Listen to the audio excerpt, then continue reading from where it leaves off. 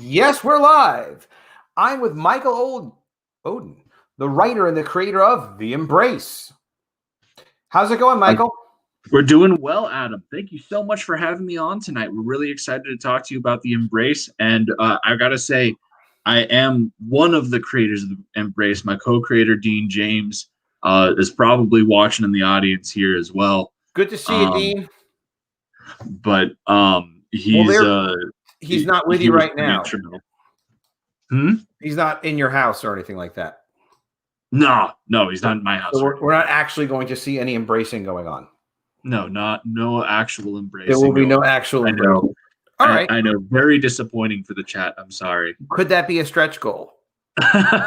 Maybe. It'll be a tough one. All right. Maybe Dean's in Australia. So the ladies in the audience know that everything starts with maybe.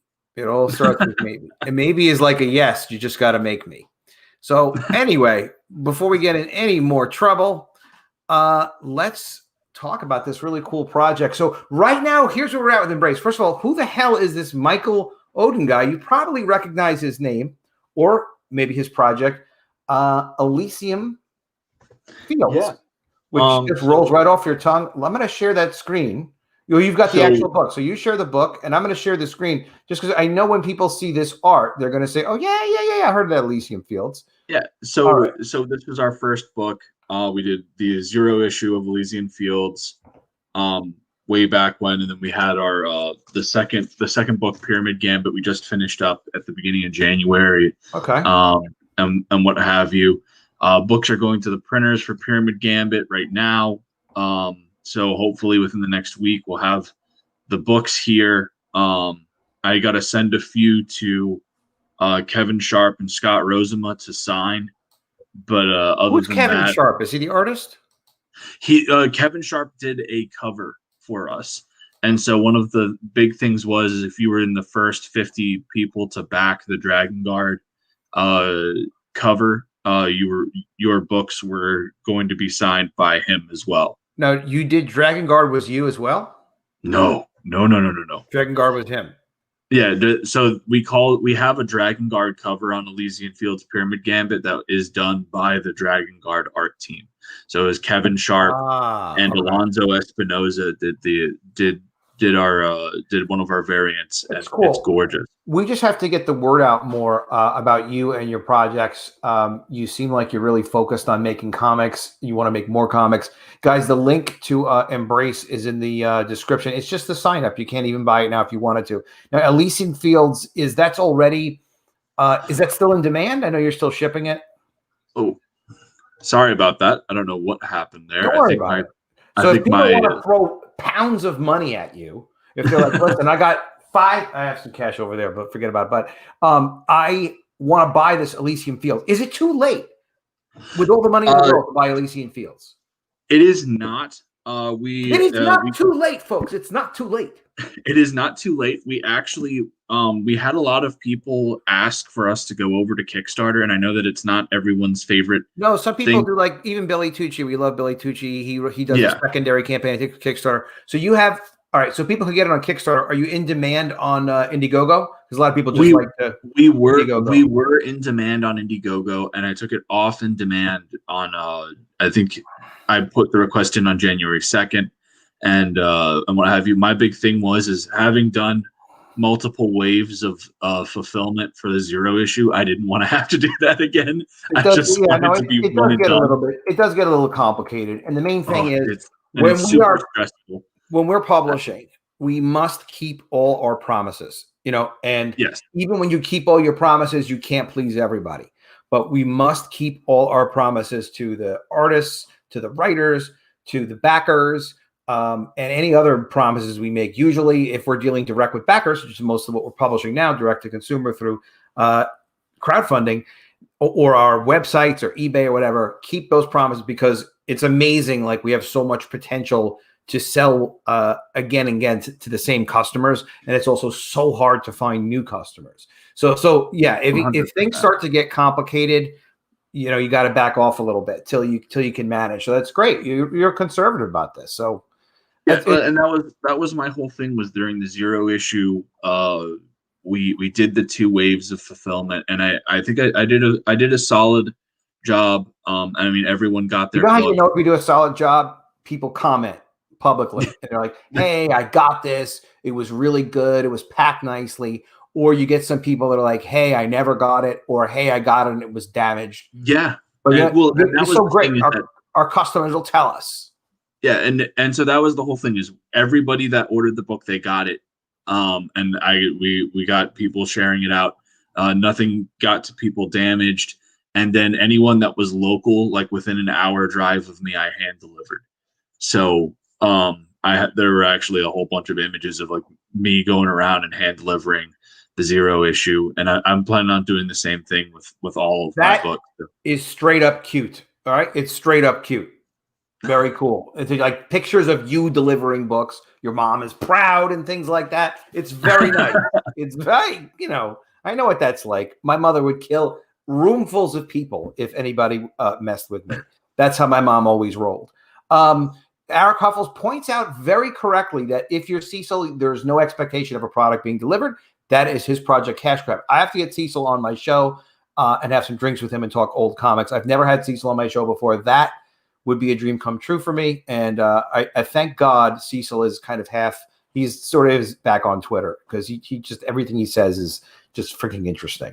Comicsgate is Dean James. That is my co-creator there of the Embrace. Okay. That explains it. All right. That's the hell that. Hey, I want to see 14. Everybody subscribe to my channel. Click the bell for notifications. I want to see at least one more subscriber, Dean. If I don't go from 1480 to 1481, I know that Dean is effing with me, and I will find you, Dean, and you will never get to hug Michael Oden. I'll make sure to pester him, because we have a meeting after this to talk about the future of the Embrace and get some. There will be no future of the Embrace if I do. Where is how many followers do I have? Do I have at least 1481? Let's prioritize, because if Dean hasn't clicked subscribe, maybe he already did subscribe. Dean, I'm only kidding. I'm like 1480. Dean, in all seriousness, he probably was subscribed already. Well, Dean, get a phony Gmail account. He says that he's been subscribed for a long time. Get a phony Gmail account. Nobody's going to believe that. You better get another one on there. All right, guys. So the Embrace, the Embrace, it has nothing to do with hugging anybody in real life. Actually, it does. Here's what people ask me first. Sorry to interrupt you. I do interrupt a lot. There's only one person that had the courage to tell me how much that really annoyed them. And I forgot if he said it publicly or not, but it was funny, and we're pretty much not friends anymore. But it's a CG guy. But my question that people asked me this when I was doing the Mermaids, is the Embrace part of the Elysian Fields world, or is it separate? Totally separate. So my publishing company is called Nine Realms Publishing, and as like my last name suggests, I come from a Norse background, and so like the Nine Realms are obviously different areas of existence, and that kind of plays into our into how we handle our IPs, as well as like nothing has to be connected. We can just make everything and anything under our wheelhouse. That's kind of our approach, is that if it's a good story, it's a good story. Eric, go get my revenge on Dean. Sorry. Slight distraction. All right. So it's a different world, and sometimes they can't mix, although I will say, for future projects, once people ask that question and then we answer it, and it's like, well, that's not what we contemplated with this, whatever it was, is sometimes we do get that feeling of that, a couple of days later, it's like, why didn't I, like in my case, why didn't I at least do like a concept cover of like mermaids surrounded by zombies, or some mermaid zombies, where just to mix it up, because it's kind of like part of who I am. But yeah, people really love that, don't they? They love that when the worlds kind of mix a little bit. It doesn't necessarily make sense, like it doesn't at all for me, but at the same time, people like it, so maybe we have to try to find a way. But all right, so sorry. So the Embrace, different from Elysian Fields, it takes place in present time. Yes, it takes place in effectively present day. I'd probably, like, if I were to put a pin on it, probably early 2010s, kind of. Okay. So, and it takes place in the DC metro area, which is a area that I'm pretty familiar with because that's where I grew up. And so like the whole premise is that a year before the story, the main character and his son, they were coming home from like a day out in district, and they get mugged, and in the process the dad is incapacitated and the son is murdered. And so a year later, the police, they don't have any leads. They like you, and they have nothing, so they're forced to close the case as unsolved. And so the father, Clarence, goes to the place where he was last with his kid and is planning on taking his life, and then he's stopped by the ghost of his son. And so when they come together for a hug, which is where the embrace comes from, the father, Clarence, is given a vision of identifying the people who did this to them. Wow. And then when he comes to, he's in this suit that protects him from harm and grants him abilities. And so the embrace is effectively Clarence and his son David together as a superhero, bringing these people to justice. That is a pretty damn cool idea. It's an interesting take on the classic hero. So the embrace is the father and the son.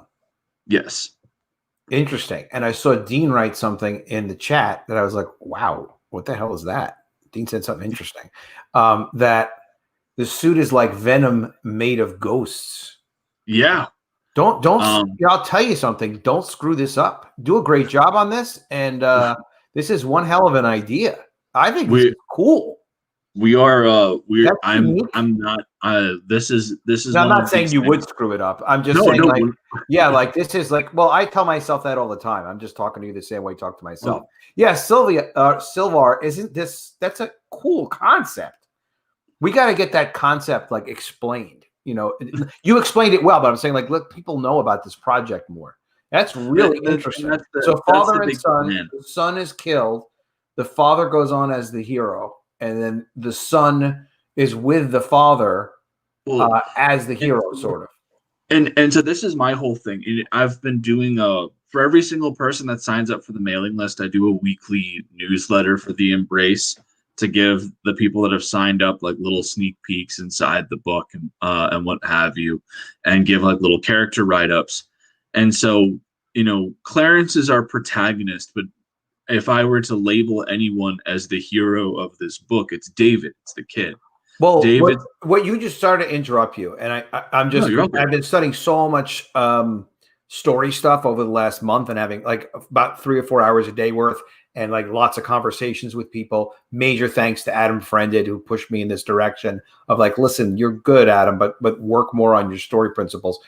I think that if the embrace is not the father, you know, or the son, but the embrace is somehow the team really of the father and the son. Is that because if that's what I took it as you're describing it. That's what and that's effectively what it is.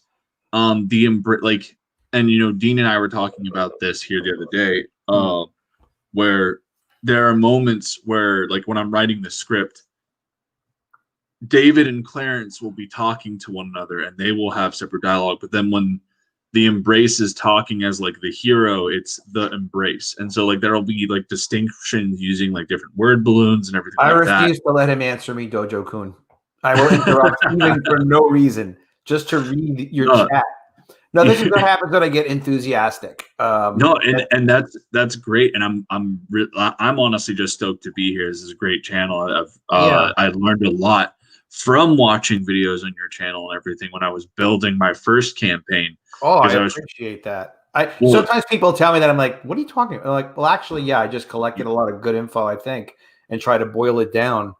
And yeah, I have had your video on how to expand your Twitter following is literally what I used to build mine. Cool. And I'm at I follow almost 2,000 people, but I have a bit over 1,000, I think, that follow me back. So Damn good. I owe that, like, watching stuff like your videos or things that helped me get my first campaign successful by expanding my reach, my I love outreach. that. I'm really happy to hear it, Michael, because the thing is, all of this is a struggle. We just want to make our books. We want to get people excited about what we're doing. We will accept what the market says. If the market says, like, listen, we're not that psyched about your book, or the market's like, we love your book, like, we'll accept it. We'll keep our promises. All we ask is that, give us a chance if you can, look at it, and we'll tell you why we think it's great, and then we'll go on and we'll do another one, and then we'll keep building those relationships, and then we'll be in Comicsgate helping other Comicsgate people with whatever it is that we can. And that's the biggest thing I can say about Comicsgate. I was so shocked was how welcoming it was to get to be part of it. Even though, like, I'm not, an artist, I'm not even, a sole writer. I contribute to writing, but, like, really, I'm a producer, packager, high concept person. But that's how I've always made comics. But except for my first one I wrote. When I help other people in CG, it comes back to me like 5 times over. So it's just an amazing group of people to be around. 100%. There's so many phenomenal creators and fantastic people that I've been on streams with. Thanks so much, Warren. Thanks to chat. You guys are the greatest. It's been an incredible experience just getting into to all of this.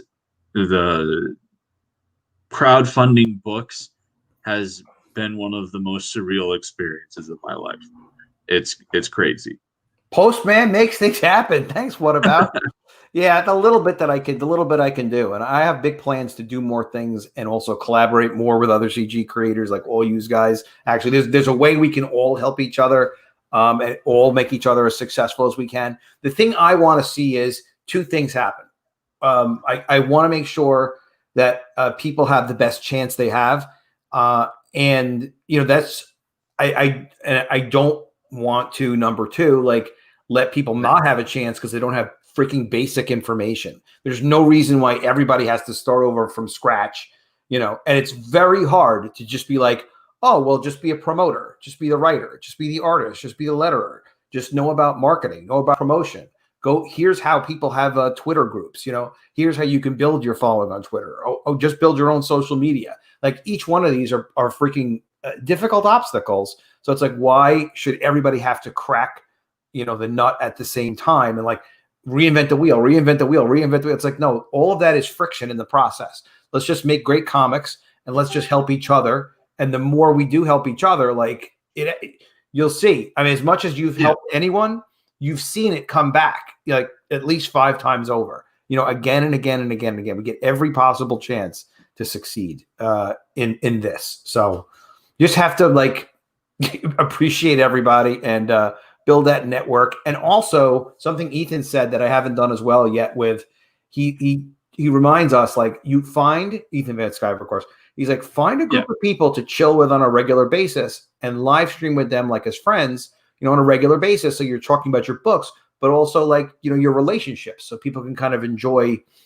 watching a stream and just chill and have a good time and enjoy doing it. And he's got his core group of people that he does that with, and I'm thrilled every time I have opportunity to be on his show and other people's shows. But at the same time, it's like, we do have to think about getting our core group of people that we can, like, they know, like, 100%.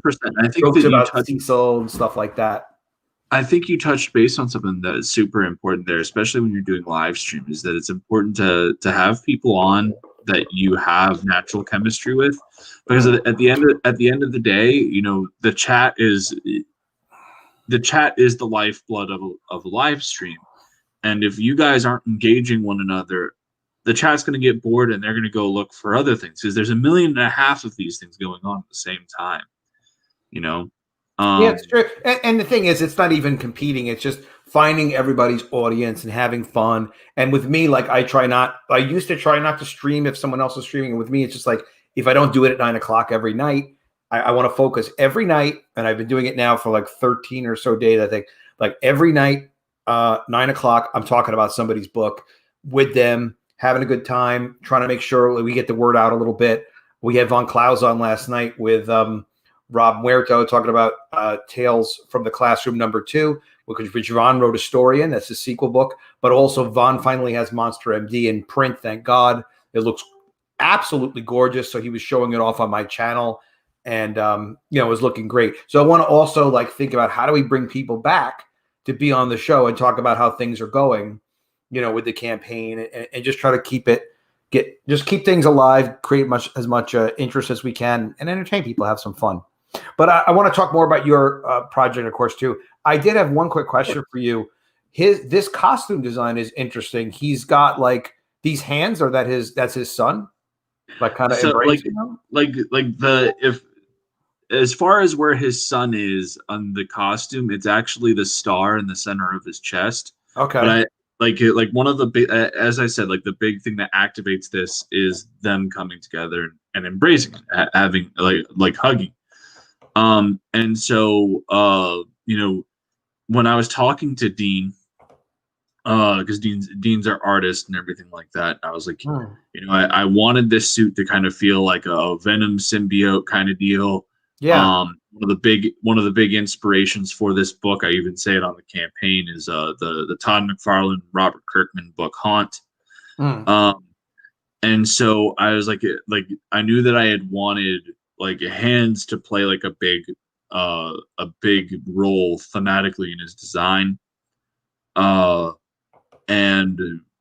I'm a huge Dark Souls video gamer, and there's an armor in there called the Armor of the Embraced. This character Lautrec wears, and you when you look at it closely, you can see the two arms coming across his body and hugging. And so I sent that to him, and he's like, I actually have a really cool idea for this. And then collaboration, man. The collaboration is fantastic. Now, do you have some more artwork we can see? I think you're saying we do. We actually have a few things.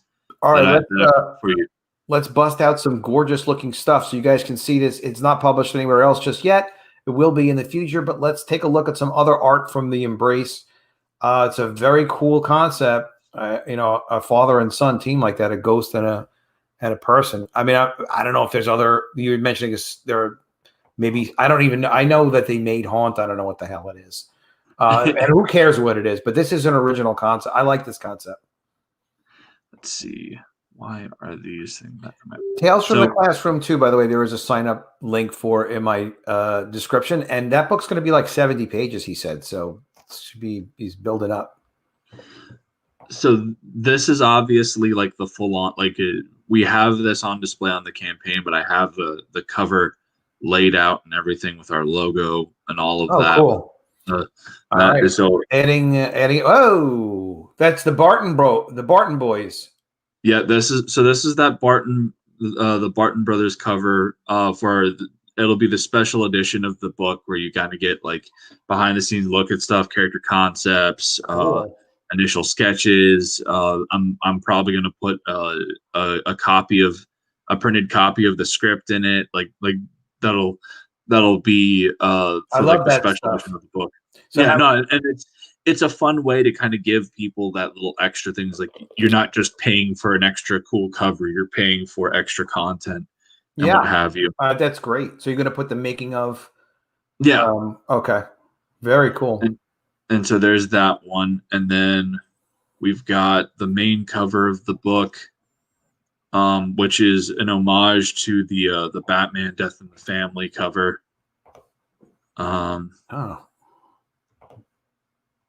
Muerto's around here? Hey, Rob. Done by Dean James and Avery Ferdinand, our colorist. They did a bang up job on this one. Oh, that's cool. Oh yeah. I know what you're talking about with it being kind of an homage. Nice. Mm-hmm. Nice. So this is going to be a full color book? Yes, this will be a full color book.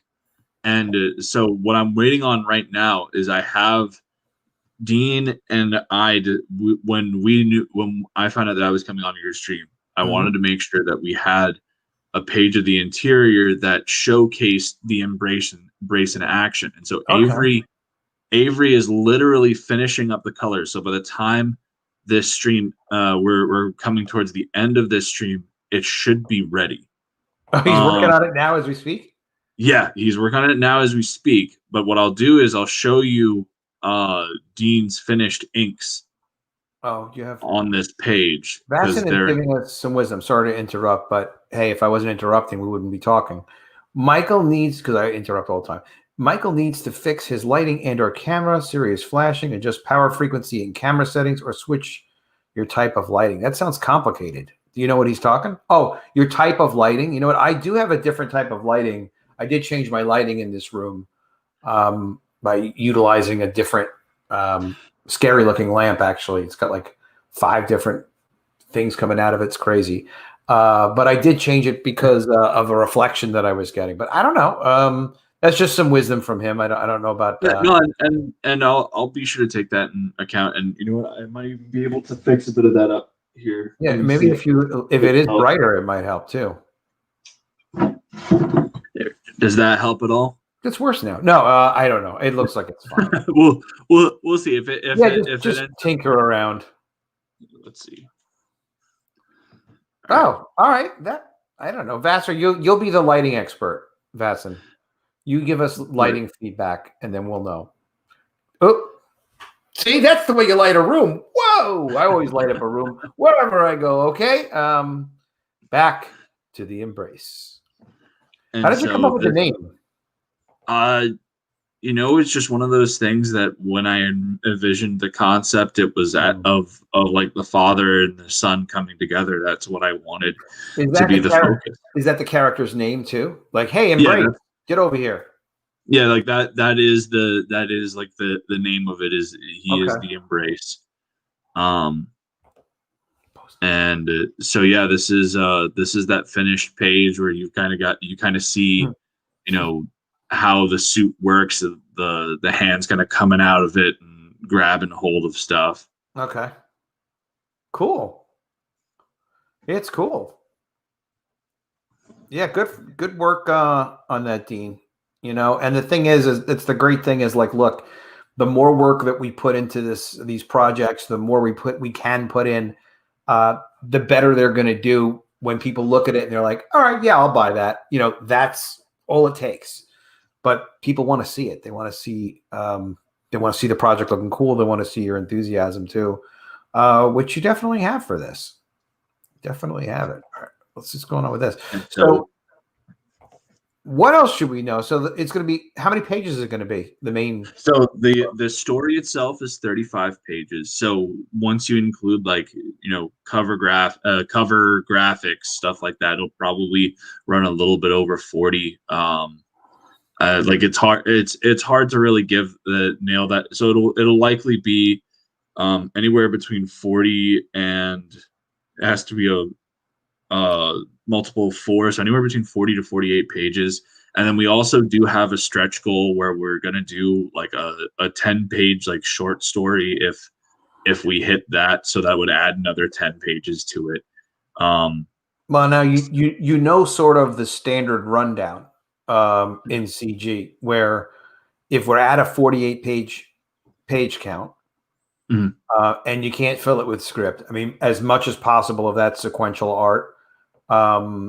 College of the Dead, I think, was 42 pages of sequential art, and with book 2, and it was color, but and then we had some very cool pinups and whatnot in there as well. But still, I was like, I don't know. I wish I had, at least 44 pages of sequential art. So for all my future books, I'm doing a minimum of 48 pages sequential art.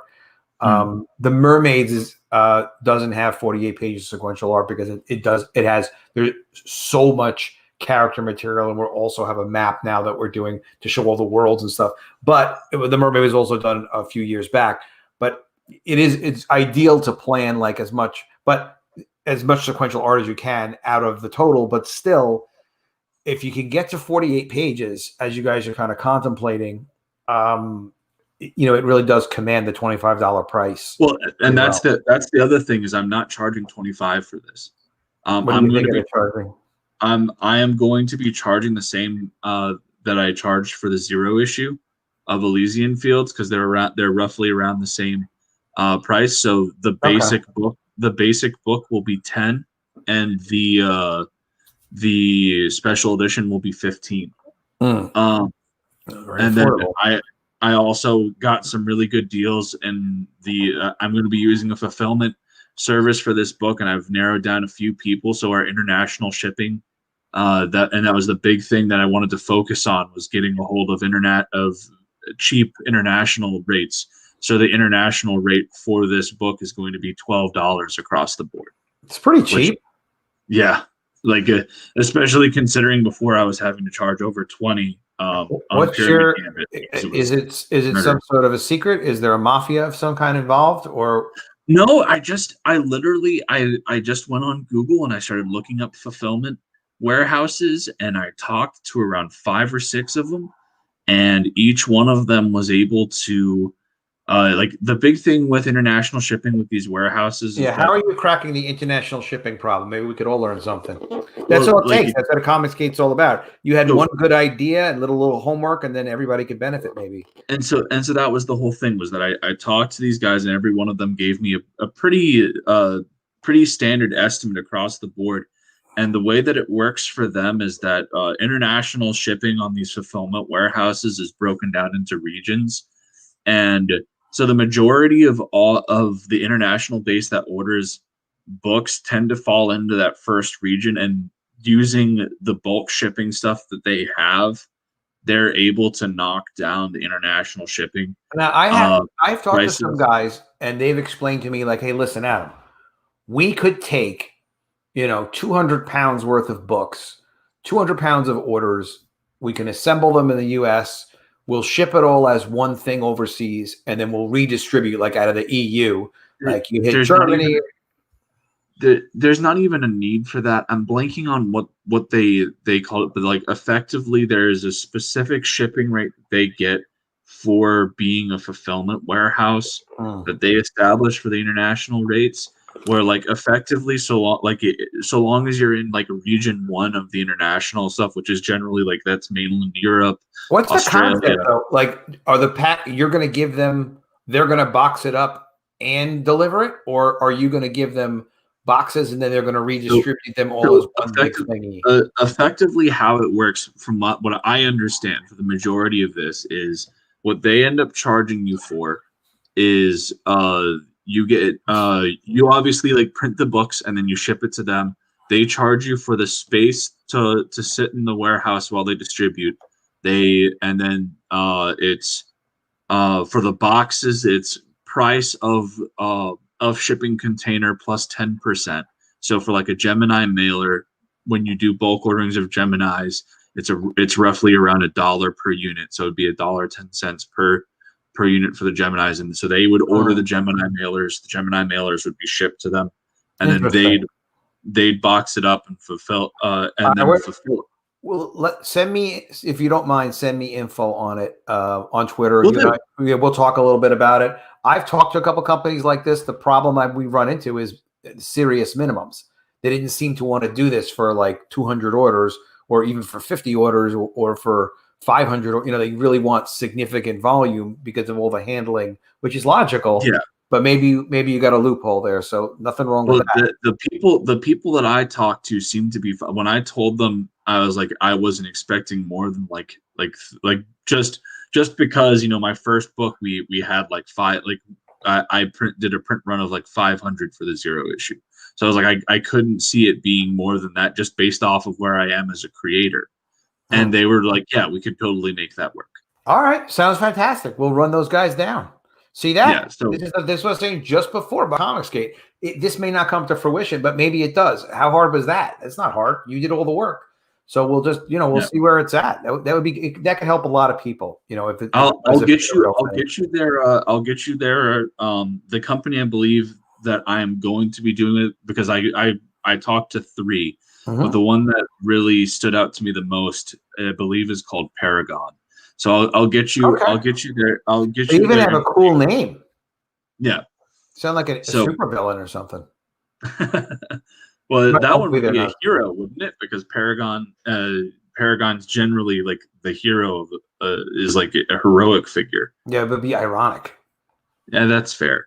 Yeah, I just cheated on that one. I didn't know it was a heroic figure, but it works. Cheating can work sometimes. If it works, I could work with Michael. So yeah, we could. It could be a great thing. So we'll see. I'm good at harassing vendors, so I will definitely follow up, guys. And if we find out something good, then everybody's going to know. No one. We're not making profits off each other. You know, if we can all help each other, we just all get stronger. Now, who is this cute little guy? So this guy is David. This is the son. Oh, that's terrible. Poor David. He, as I said, it's rough. A lot of the concept for this book is when I've been having some rough. I have an almost 3-year-old, and I'm going not to put like personal stuff out there, but it actively contributed to the creative process of this book. I'm going through a divorce, and things get bumpy. And so a lot of the hurt and negative emotions that I have had during this process have been what I've used to channel into this book. It's good to basically try to put yourself into your work and to just always be like, I don't care what is going to happen in my life. Screw this. I'm going to be productive. This is going to be productive. It's like, all right, I had a bad day. Good. Let's turn that into money. Like whatever. 100%. And so this is David. And, when we were talking a bit about it before, I mentioned that, Clarence is the protagonist of this book, but that David is really the hero. Like that's really the whole thing. Is one of the big themes of this book that I really hope that is capitalized is that that old idiom, that old expression that our children are the best pieces of us. Oh yeah, so, it is. You have a kid, I have a son, and one of the things I noticed the most when I had my son was like, they're amazing, but it does feel like your life is going in a whole different direction. Like your life is over a little bit now because it's like everything is about them. Like literally 100%. Everything becomes about them. 100%. But and you don't know that you're kind of making that trade-off when you're like, oh, I know, I think it'd be a great idea to have a kid. Like when you have the kid, it's like, oh, that's a whole different thing now. So it's amazing. It's a great time when you're thinking and knowing these different changes in your life, and you've got something you want to say about it, or you want to talk about how you're confused about it or whatever. You can put all that into creative work. So it's very cool. 100%. And like with David, he's the one that's making like the heroic actions and everything. Like he's the one that sees his dad in pain, and so he comes down and he saves his dad. And that's ultimately what David's mission in it and all of this is saving his dad and making sure that his dad is still the person that he always looked up to. Doesn't fall into his anger and everything. Like, while this is a darker book, one of the big things that I wanted to make sure to contrast and set it apart from things like The Crow and everything like this is not a revenge story. Like Clarence initially wants revenge on people, but David stops him. Justice, not vengeance. David is the catalyst to Clarence's. I mean, could he get a little bit of revenge? A little bit. There's going to be there might be like a special circumstance here or there where they're forced to do it. Hey David, do you see Grandma over there? Because maybe Grandma passed away. Like, oh, it's with Grandma, and he could just do something that David wouldn't approve of. But that's the whole thing though, is that like the suit is effectively David. Like it's him. Yeah. So like he's kind of controlling the wheelhouse there, but like that's the other big trade-off is that they're diving into a very dark world, and so David is going to be exposed to a lot of things that, quite frankly, a 10-year-old shouldn't be, and so that's going to be part of Clarence's redemption in the book, is preventing his son from being corrupted by that darkness as well. So that's going to play off one another as the series goes forward. A very personal and powerful story, it sounds like. So I mean, a lot of people are interested, in the way you've described it. This is also really a cool character design by Dean. You really get a cool vibe of who this little person is. Well, and then you also is that his color as well, by the way? Mm-hmm. Yeah, it's his color as well. So yeah, no, this is the book is in color, and it's the colorist is Avery Ferdinand, and he does a phenomenal job. And so this is David before the events that happen, and then this is David. And for the majority of the series, this is him as a ghost. Interesting. So like I like, you know, when Avery initially did the color work, the eyes didn't have pupils and everything. I was like, no, I want David to still care. Like, even though he is a ghost, even though there is definitely a somberness to seeing him like this. Mm-hmm. There should still be the warmth and innocence in his face. He needs to have his pupils. Yeah. I a lot of thought and a heart going into this. Unrelated, but also very cool. Just a little side note. We're all comics people. So I read this chat and I was like, oh my God, oh my God, oh my God, oh my God. Pastmaster Dan, who a lot of us know, he retrieves his comic collection from storage today. He hasn't done anything with it since 1989. So this is a comic collection from I was 19 then. And I don't think Dan is like a young man either, really. But he got it from storage. So he's got a huge comic collection that he's pulling out from 1989. You imagine the Marvel books that are in there, and like Bronze Age books. Oh God, Silver Age books. You know, wow. Cecil buys comic book collections. I don't know if he stopped or not, but he was buying comic collections and like estate sales. He got really good at it, and like, you know, he would get like a ton of stuff really cheap. It's just so cool just to buy and keep comics, and it's like to have more than you can ever go through. I don't know. That's sort of related but unrelated, but it's no 100%. And like that sounds like just to imagine, because like I wasn't even born in 1989, but like going through like 1989 through and prior, like that's like you're talking about like golden age, like that's the modern. I think we're the 80s to 90s. I think are modern. Guys, yeah, but if he hasn't touched it since 89, going back, he could have possibly hit Bronze Age. Oh yeah. No, when I started, I was born in 1970, but when I started like collecting comics was just the flea market or whatever, and they had I think the first book that I remembered or cared that I bought was a Fantastic Four book from like the 1960s. It was like Dr. Doom was on the cover, and it was, you know, something I was just able to get cheap at a flea market or whatever. And just the art that's that dynamic, you know, that just interesting, and just everything is an exclamation point.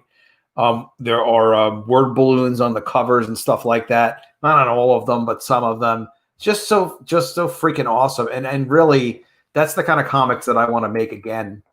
And just a quick aside, like, if you guys haven't done this, and I'm sure a couple of you haven't, you need to you want to be doing this.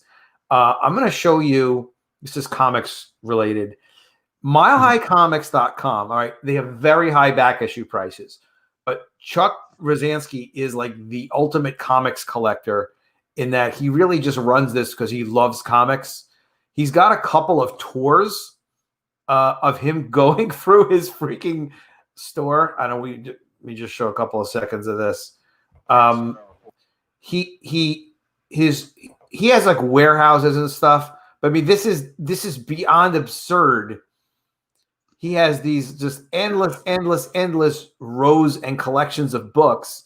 And if you follow, I've watched, I think, just about every video he's in, because he's always around like millions of comics. He shows you that like he takes part of his warehouse every year and he walls off the warehouse to make kind of like a sealed vault. And they're just like these prepackaged books with the idea of opening them again in like 10 years, maybe. if even that. That's come on. Adam is a senior citizen. He gets senior citizen discounts. I'm 50. That's it. I'm only 50. I'm not a senior citizen. Anyway, but yeah, I was about to say is like that's not. No, you just we lost. See, to hell with him. No, he locked himself out. I'm sure accidentally. But guys, that milehighcomics.com. I'll share the link unless I've lost it. Wait, I don't think I have. No, I haven't. Check. Yeah, let me let him back in. So sorry about that. I did the same thing to myself the other night. Well, yeah. I mean, I have some really good news because those colors just came in. Oh, okay, cool. Let's see it. Share me the screen. In we go. Leave it to Michael Dean. He will bang it out. Well, so Michael Dean did the line work, and then Avery did the colors, and look, yeah. It's looking 90s-y. It's looking like the way people like comics. It's looking cool. High energy. Yeah. Very cool. It's very cool. This is going to be a great book. I know you're still like in the planning phases and what you're trying to do, whatever it is, and you've got your price point in mind. Just people are willing to, if it's a 48-page book, they are willing to spend the 25. Just give them value. Because I don't know that you sell more because they're less money. You know what I mean? No, my whole thing with it is that it's all about pricing for what it's worth, and so that's my whole thing is like with 35 pages of story, that's a solid book, and since I'm an indie creator, I've got to also take into account, I'm not one of the big companies. I'm not going to be able to print like millions of books and have it shipped to every store across the country. So I have to make sure that I cover my art prices and everything like that, and what have you. So I feel that, charging $20, even just charging $20 for that few pages isn't okay by me. You want a package that you're really proud of, and exactly. That's the way to do it. I mean, that's what it is for me. Is I feel like that adequate that will allow me to cover back my have the money to cover back my cost, and we should be able to hit profits. The other big thing is we're going to have a whole bunch of other tiers as well. Okay. We're going to have a super limited tier where we're sending 10 books to Australia for Dean, Clayton, and Corey all to sign. Ah, okay. Very cool. That's the other big thing is that, when it comes down to these campaigns, you do need tiers like that in order to hit, your stretch goals and push ahead and really get funded. So Rob Arnold also really well, right? Or you know who he is? Yeah, From Replicator? Okay. Yeah. The reason I bring him up is he's in Australia, but also because he's got a great crowdfunding document where he talks about just different strategies and feedback he's got. And him and also Michael Bancroft is great. A lot of great information. Bancroft is one of my best friends in this community, man. He and I have running gags and what have you. I've been on his show so much. In fact, there was a point when I was campaigning in Pyramid Gambit where I was trying to get on his show, and other times look, man, I love having you on, but people wanted to look at new stuff. Come back to me later. Yeah.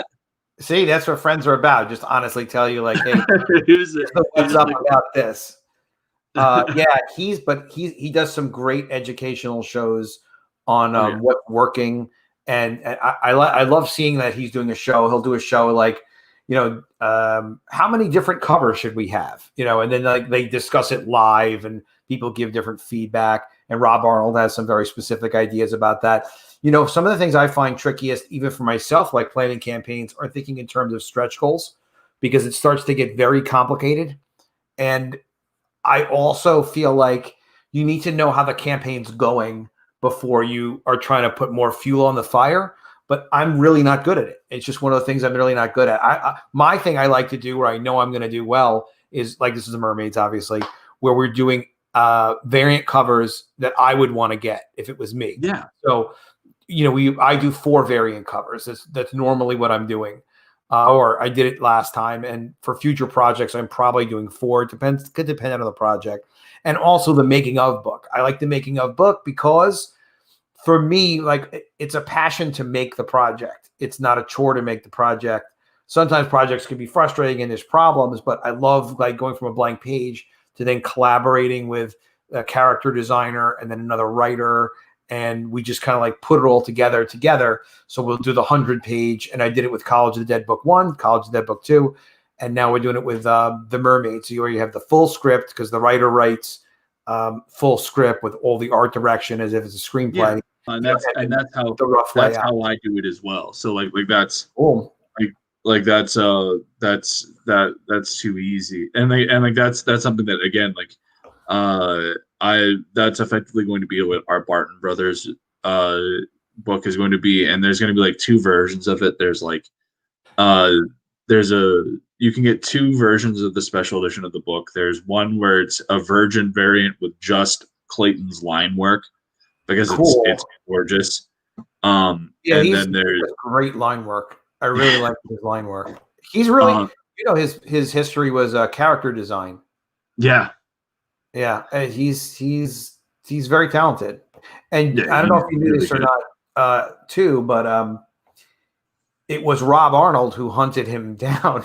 Rob is the one that went out into the wilds and was like, "Hey, you should work with me on stuff," and he got him doing character designs, and I think they did a cover together or something like that, and then he and Clayton was always into CG. He was always interested, but he wasn't actively involved in the community. He didn't have people on his show. And now, thanks to Rob kind of recruiting in and developing Clayton as a CG CIA asset or whatever, now we've all been able to, not all, but many of us have gone on Clayton's channel. Clayton has hosted a lot of other great people. He did one show with, he's had Ethan on his show, Malin's on his show regularly. He had Anna, the Star Wars girl, on his show, and she was talking about, she's very good at the business side of building your channel successfully, your YouTube channel, and like your persona, and how I got to get her on to talk about that one of these days, because I was on a show with her, was the Jack show, whatever, one night. And then after the show, she was so generous with like, "Hey, I know you're new at this. I just want to tell you, I think you have a lot of potential." And then she was like giving me like, raise your laptop up, think about your background. And, what you could do is this. It's so helpful, just so generous with information. Same way like CG people, like if there's something they could do to help you. But again, that's all like, a rising tide is good for all ships. It is, but people usually say that shit and stab each other in the back. That's stuff that people say, but not in so it's real. We talk about in Comicsgate, oh, this person left, that person left. You know what? It's so minor compared to the people that stay and that want to see each other succeed. And like one of the big reasons why I'm in this industry at this point is I think she was grooming me past Master Dan, and I like it. Sorry, go ahead. No, you're all good. One of the big people that really helped bring me into this scene is Luke Stone. Luke Stone, he saw my campaign on a Facebook page that we were both on, and he reached out to me and got me in touch with the guy that the people that turned into my printers, helped me out a lot. He lettered my book for a discounted rate for the 0 issue. Really just a stand-up. Your printer gave you a deal for the 0 issue? Your printer gave you a deal for the 0 issue?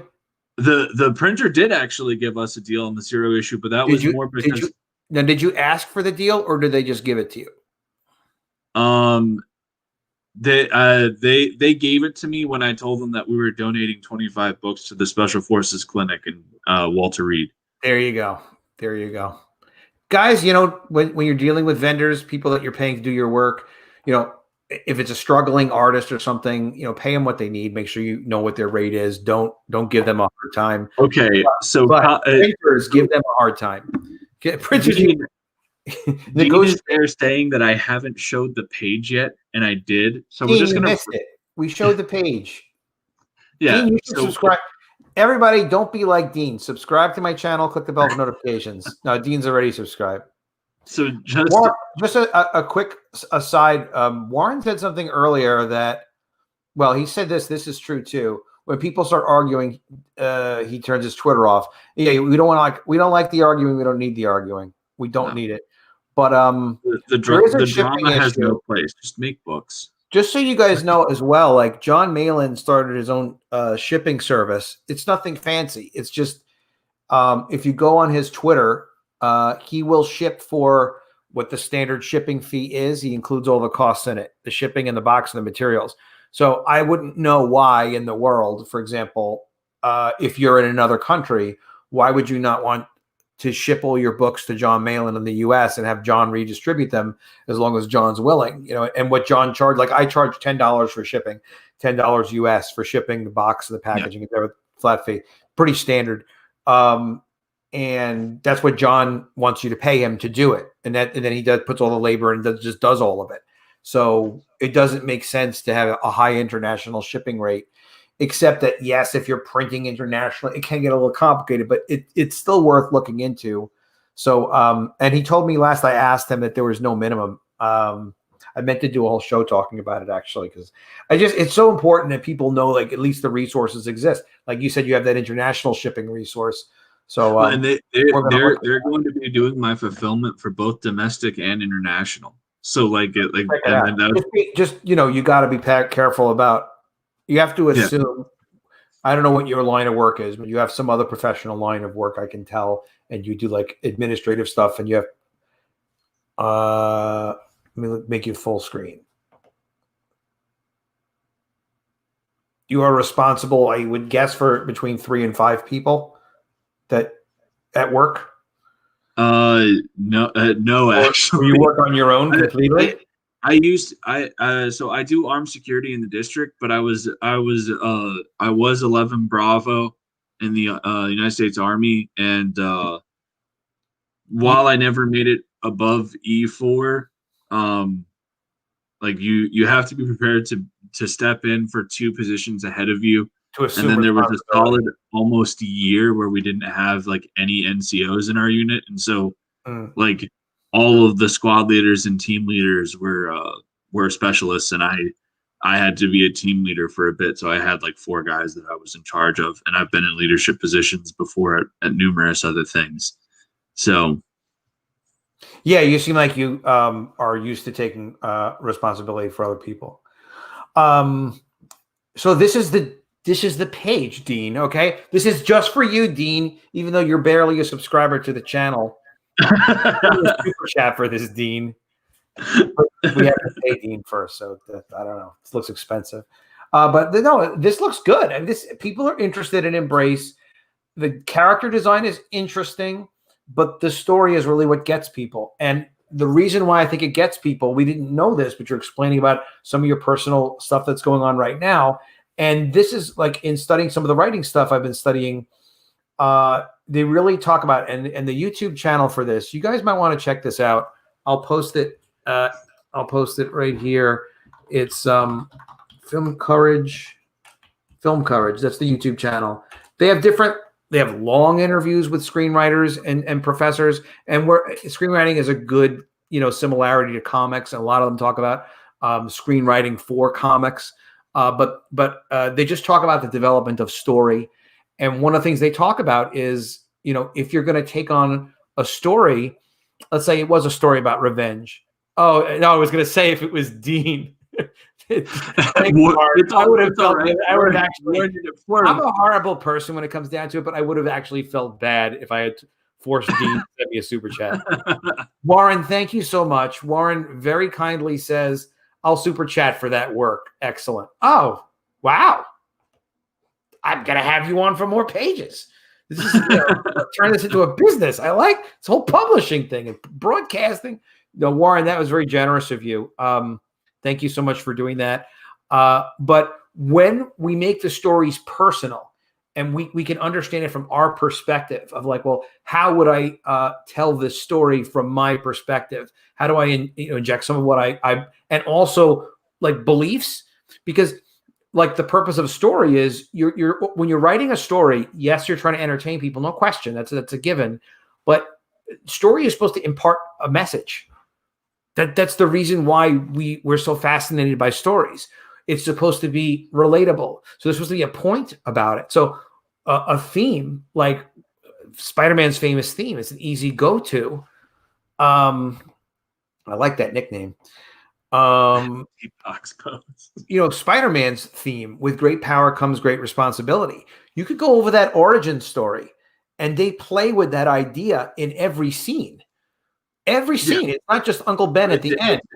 It's the core cornerstone of a Spider-Man story. And if any book of Spider-Man that is handled by somebody that is worth a damn, make sure that theme is ever present. It's an ongoing struggle for Peter to make the right decision, and then when he doesn't make it, he pays for it.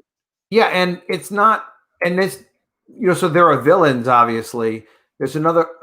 So villains don't act responsibly with their power, but that's part of how they explain it in the story. You see what happens to the villains. Not good things. So with these videos, like you kind of really get the sense of like, it's really interesting about the Embrace because we would have not known about your personal thing. It just would have been fundamentally cool. But there was something behind it, even though we couldn't see it. And that just tells me even more that like, yeah, don't just take like, Spawn and Batman, throw them together. I'm talking about my plans, not even yours. Like, don't just take Spawn and Batman, throw them together like Todd McFarlane essentially did. He had a statement he wanted to make, and he developed Spawn before he was even at Marvel and stuff, which was, you can see drawings of his thrown around from when he was back to like high school and what such rough stuff, like not good, just like you'd never hire that guy, but he became phenomenal. But the point basically is like figuring out how to put yourself into the story and the theme, not as a character, but just like what you have to say, what you have to impart on the world. Like your story with the Embrace is very important. You've brought your son into it. But anyone that has kids, you get this. If you don't have kids, it's true. Like you could do what you want to us and, you'll get some pushback or whatever, but a hair on my son's head, will be your life, and I don't care how big you are or who you're with or what's going on. So to bring your son and your relationship with your son into the story in some way, is incredibly powerful. I want to think about, I have a lot of stuff going on with my son, positive, but some struggling stuff as well. I got to think about how do I bring my relationship with my son. I've been thinking about that because there's so much behind that. Just the subtlest thing, whether it's that you're going to pick the right kind of character design for the costume. Like, I don't know if that's similar to some other costume and you swiped it or whatever. There's just some sense about it that there's really something behind that in the story. Yeah, no, and it's been as I said, it's all like I don't like using it. No, it's not a negative thing. Like I said, everything you're doing is productive. You're not 100%. Like it's been almost cathartic writing it. But like one of the big things. So I brought on a man called Kimasabi is the editor of this book. He does a lot of YouTube reviews and he's phenomenal. Cool. And so like one of the big things that he commented on when he read it is like you nail the sense of loss in this. And he had mentioned that like I almost brought him to tears at one point in the script, and it's one of those things where I don't get to be with my son every day. Like there's right now it's split custody, so there are times where I have to drop off my kid and I don't get to see him for. It ain't a good scene. No, I've been on too many sides of the same thing. My situation is different, that my son lives with me all the time. But yes, that sense of disconnection, and all that, but also your heart feels like it's been ripped out. And you're gonna have the most amazing story here, and it's also going to be a superhero story, and everybody needs to be signed up for this. And guys, you know what else you can do other than subscribe to my channel, click the bell for notifications, Dean. No, but the other thing you could do is if we can share the link for the Embrace for signups. I don't know how easy it is to share signups. It's something you'd think I would know, but can we share links for signups easily on YouTube? Yeah, no, it's just, on Twitter. It's just the URL. So it's pretty easy, and we're coming close to 100 people signed up. I think we're at 75 right now. And we're looking at launching early March. Oh, nice. So we're well underway with the book. The script is done. It's gone through everything from, the initial write and through editing and everything. We've already edited it, done our restructure, reformat. So the only other thing that'll happen is I'll likely have somebody go over it once it gets lettered to make sure that we don't have any stupid grammatical errors or anything like that. But otherwise, it's done. Good, man. Fantastic. And this is only book 1.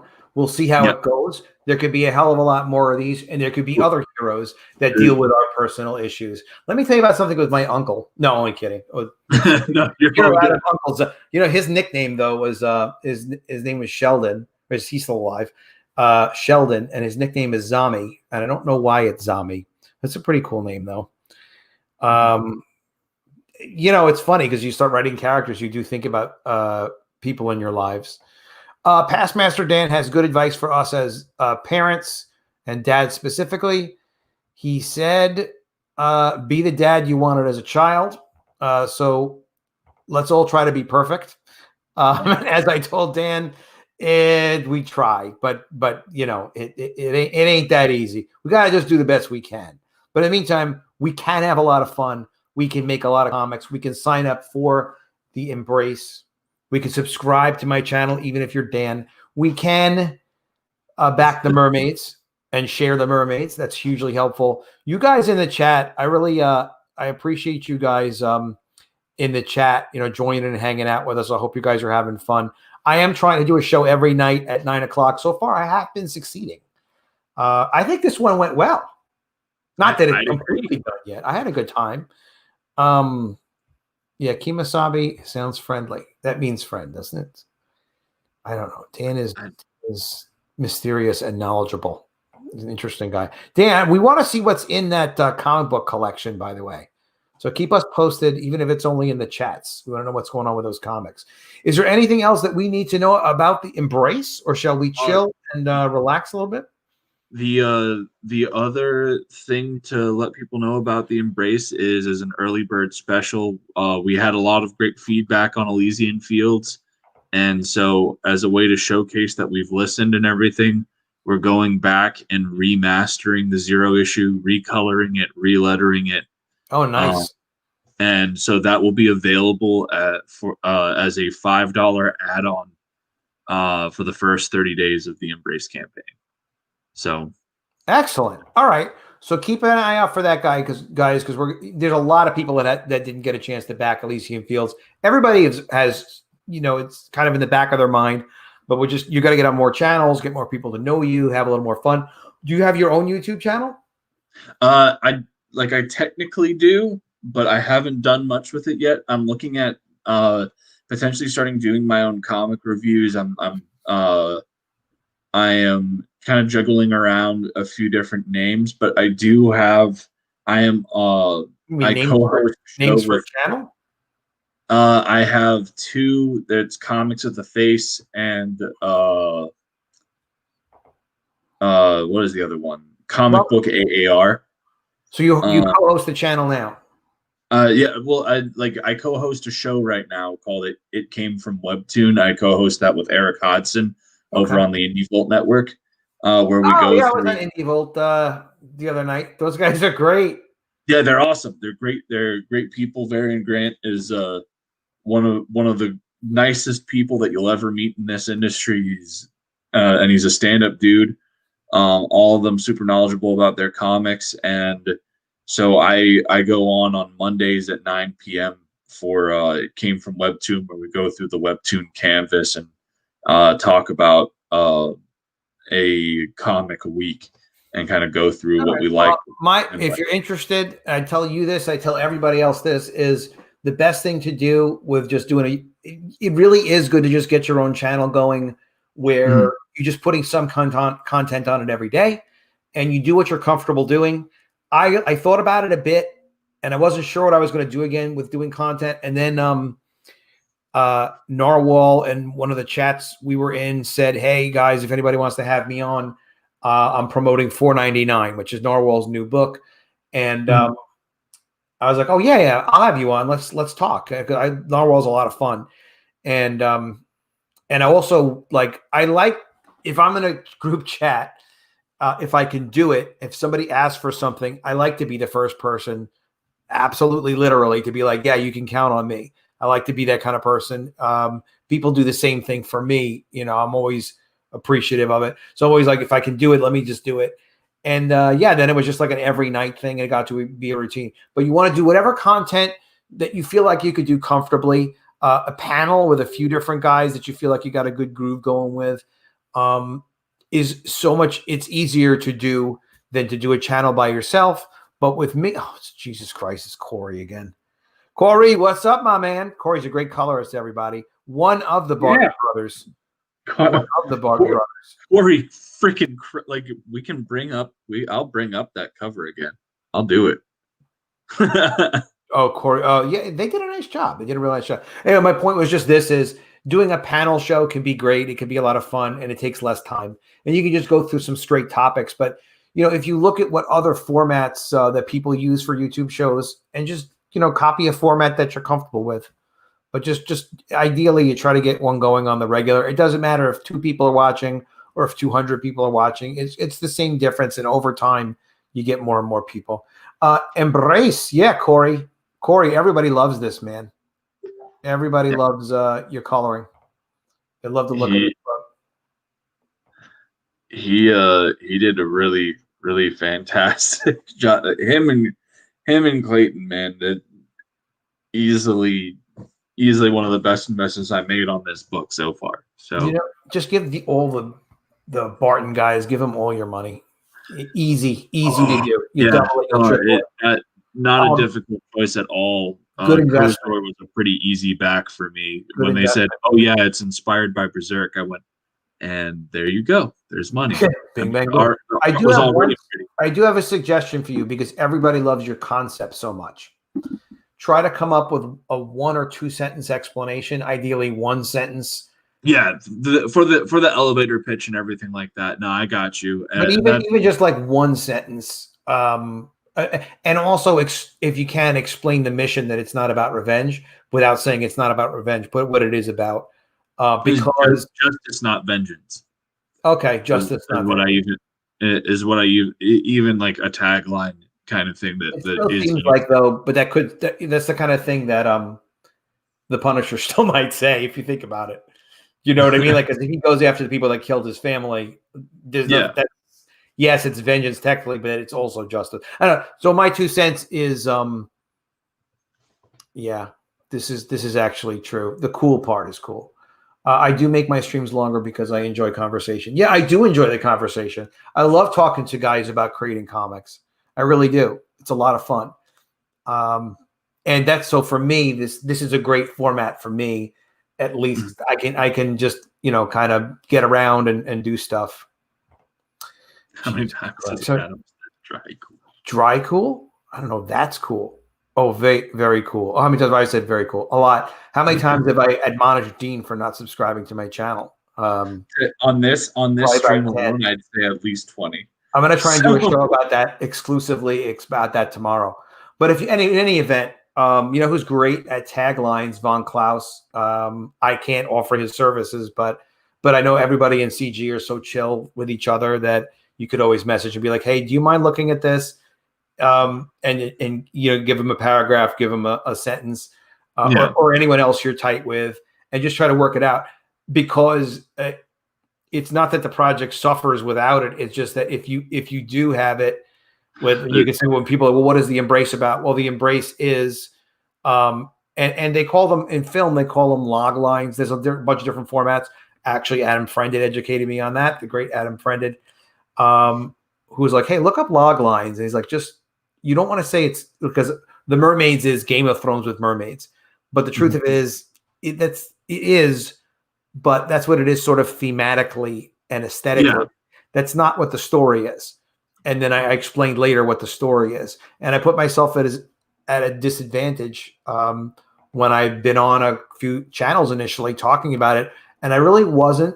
Honestly, I wasn't prepared to talk about what the story was when I ought to have been, which is immediately as soon as I start talking about the project. And it impacts the project. But in any event, the reason why it's so important for you is because people love your concept.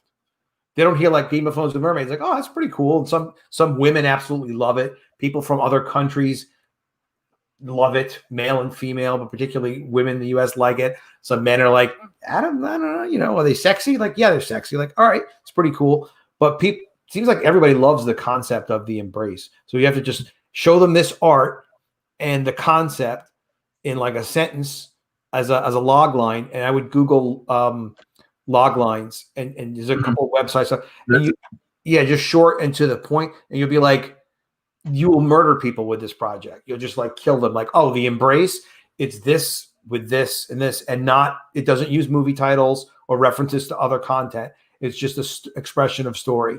I think I was looking at the log line for Tenet, and it's like a secret agent takes on a dangerous mission trying to stop World War III or something like that.